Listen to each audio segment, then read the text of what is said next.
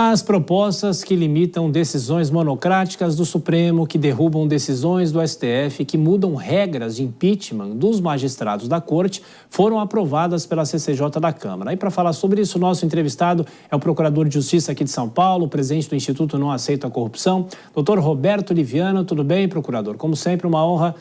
Obrigado por estar aqui com a gente. Bem-vindo. Boa noite. Boa noite, Tiago. Uma honra para mim também conversar com você e com todos que nos acompanham aqui pela Jovem Pan News.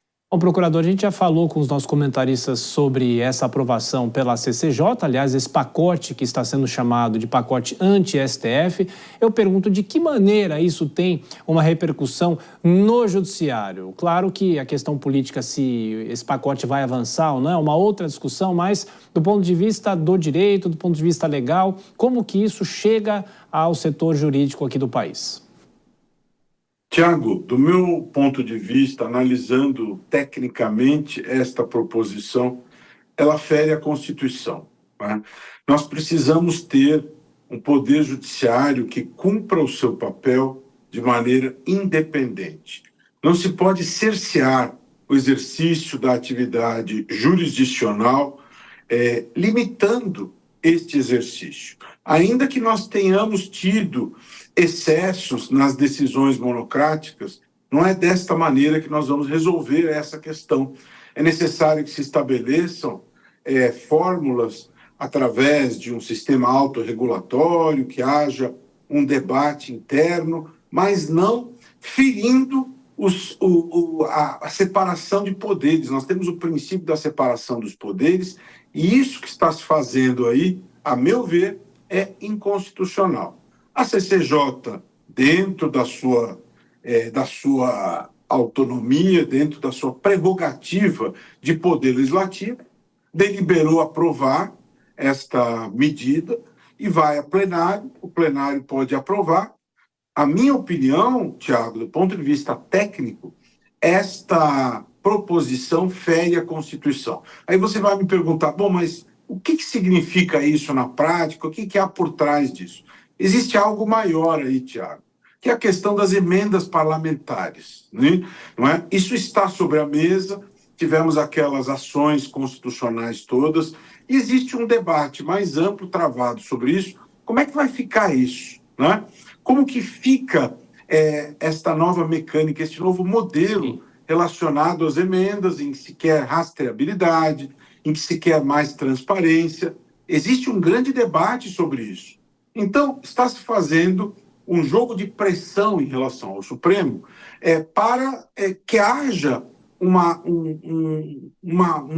forçar o Supremo Tribunal Federal em relação a isso para mostrar força, né? O Congresso quer mostrar força, quer colocar o Supremo na parede para estar em condições de negociar de uma maneira forte esta questão, a meu ver. Perfeito. Eu acho que esta medida, ao final, não vai prevalecer, né?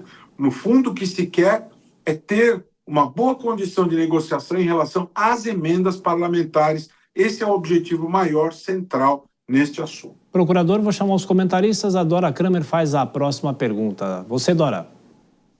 Boa noite, procurador. O senhor sabe que eu gosto de chamar de professor, né? Porque eu sempre aprendo com as suas manifestações. Gostaria de saber do senhor o que o senhor acha que está havendo com os nossos poderes que se comportam como se estivessem num jogo de queda de braço. Dora, boa noite. É um prazer, uma alegria conversar com você. Eu penso que nós estamos vivendo uma crise ética, né? Uma crise ética, perderam-se as estribeiras, né? Perderam-se os limites, perderam-se as estribeiras e falta juízo por parte dos líderes, né? Se eu tivesse condições, se eu tivesse o papel de arrumar a casa, se eu fosse o presidente da República, eu chamaria o presidente do Senado, o presidente da Câmara, o presidente do Supremo Tribunal Federal, por uma conversa séria, né? Esse tipo de coisa não é admissível. É necessário que nós tenhamos limites que sejam respeitados. Há projetos, há ideias que podem ser debatidas, mas existem limites que precisam ser respeitados. Esse tipo de proposição, a meu ver, é inadmissível. Como está se discutindo, hoje estava pautada no Senado, o esmagamento da lei da ficha limpa. A lei da ficha limpa, em 14 anos foram colhidas assinaturas, é uma das raríssimas leis aprovadas por iniciativa popular. Né? Na Câmara, isso foi aprovado com urgência de votação. No Senado, com urgência de votação. Isso é desprezo pela vontade do povo. Não é? Essas coisas são inadmissíveis. É necessário que se tenha um mínimo de respeito pela vontade do povo. Não é? Então, está faltando isso. Não é? Perderam-se as referências elementares. Em 2008, foram 22 urgências de votação no ano inteiro. Se nós seguirmos do ritmo atual, serão 400 este ano. O que é isso, Dora? É o sucateamento da democracia. Isso não é aceitável. Não é? Então, as referências democráticas estão sendo perdidas totalmente. Não é? Isto é uma verdadeira barbaridade. Não há mais ética na política. Isso é realmente uma barbaridade. Procurador, a pergunta de Cristiano Vilela. Vilela. Doutor Roberto, boa noite, sempre bom revê-lo. Doutor, o senhor colocou bem essa questão de, até fazendo uma observação, se fosse presidente da República, né, fazendo esse diálogo, promovendo esse diálogo institucional. Na sua avaliação, o Executivo, de uma forma geral, deveria atuar mais ativamente? Talvez ele esteja sendo um pouco condescendente com uma situação como essa, onde todo mundo briga e ninguém tem razão? Eu vejo dessa maneira, Vilela. Sua observação é muito apropriada. Não é? Eu vejo o chefe do Executivo fraco. Não é? Eu vejo ele sem cumprir este papel. Existem agendas relevantes, muito respeito pelo presidente da República, que ele merece, mas eu penso que ele deveria ter um papel mais proativo em relação a tudo isso. Nós temos problemas sérios no país e é necessário que haja este protagonismo na liderança em relação a essas questões. Isso tudo é muito sério. Não pode haver condescendência, complacência em relação a tudo isso. É necessário que o presidente, que chegou ao poder por força de uma grande coalizão democrática, não é? Esse foi o contexto que o levou ao poder no terceiro mandato, cumpra este papel que lhe foi atribuído. Não é? Ele chegou ao poder, essa foi a narrativa. Não é?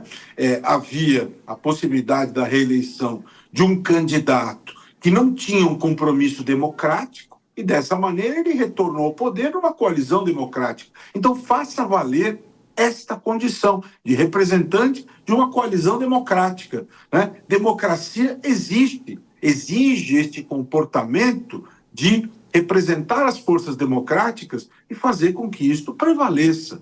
Não está se vendo isso. Nós estamos perdendo essas referências democráticas. Isso é lamentável, isso é muito triste. Procurador, para explicar didaticamente para a nossa audiência o que pode acontecer se por acaso o Congresso Nacional aprovar esse pacote como um todo, Câmara, Senado, e começa a valer um pacote como esse. O Supremo pode derrubar uma decisão do Congresso Nacional? Porque um dos itens aprovados hoje foi justamente a possibilidade do Congresso derrubar medidas do Supremo Tribunal Federal. Muita gente pode pensar, se o Supremo pode derrubar medidas do Congresso, por que o Congresso não poderia derrubar medidas do Supremo? Como é que a gente faz uma reflexão sobre isso e se o Supremo pode derrubar o que o Congresso efetivamente acabar deliberando sobre esses assuntos que a gente está falando aqui?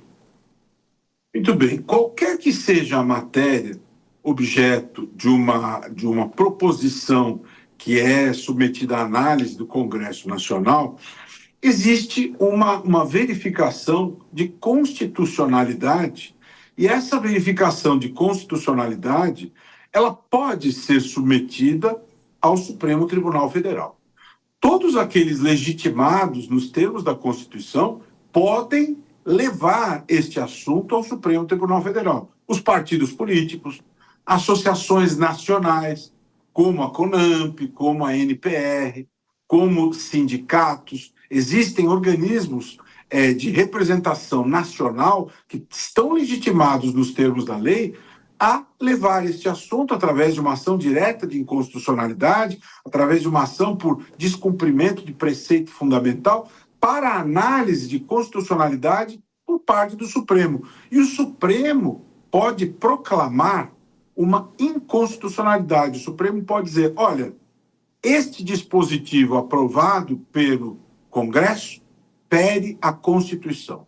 E por ferir a Constituição, ele está sendo retirado do mundo jurídico. Ele não tem valor, não é? Porque o Congresso ele pode rever normas, sim, mas o limite para esse poder de criar regras é a Constituição. O poder do Congresso não é um poder ilimitado, né? Esse poder ele é regrado pela Constituição Federal, que é a nossa carta política, que é a carta limitadora do poder do Congresso Nacional. Ele não pode tudo. Ele tem que obedecer aos limites da Constituição.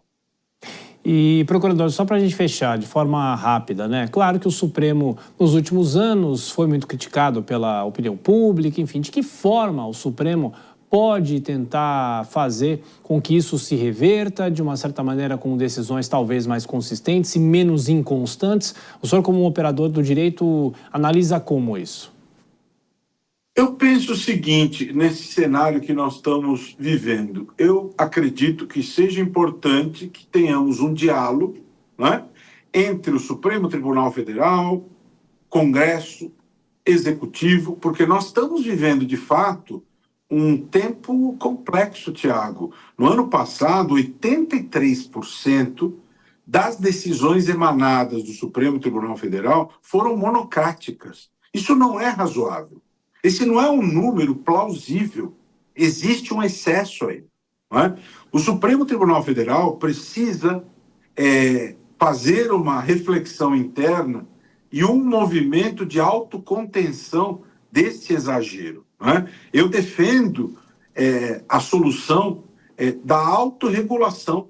O próprio Supremo Tribunal Federal precisa encontrar uma fórmula com a qual todos os ministros se comprometam para minimizar isto, né? É necessário que, quando haja decisões monocráticas, muito rapidamente essa decisão seja submetida à turma ou ao pleno, né?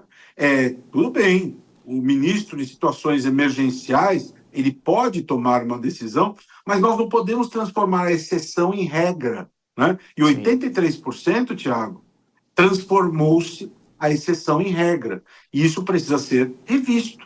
Ou seja, diálogo entre os poderes e refletir a respeito disso. E mais, transparência na agenda dos ministros, para ter paridade de armas nas partes, né? Os ministros têm que tornar transparentes as suas agendas. Os convites para palestras internacionais, tem que haver limites em relação a isso, porque você pode ter partes que vão ter causas julgadas pelos ministros, podem fazer convites com má intenção, né? Você pode ter um tráfico de influência. Nós temos que ter limites a esse tipo de coisa. Perfeito. Ou seja, precisamos rever esse tipo de questão. Isso é muito importante. Procurador Roberto Liviano, obrigado mais uma vez por participar aqui da programação da Jovem Pan, conversar conosco. Até a próxima, um abraço.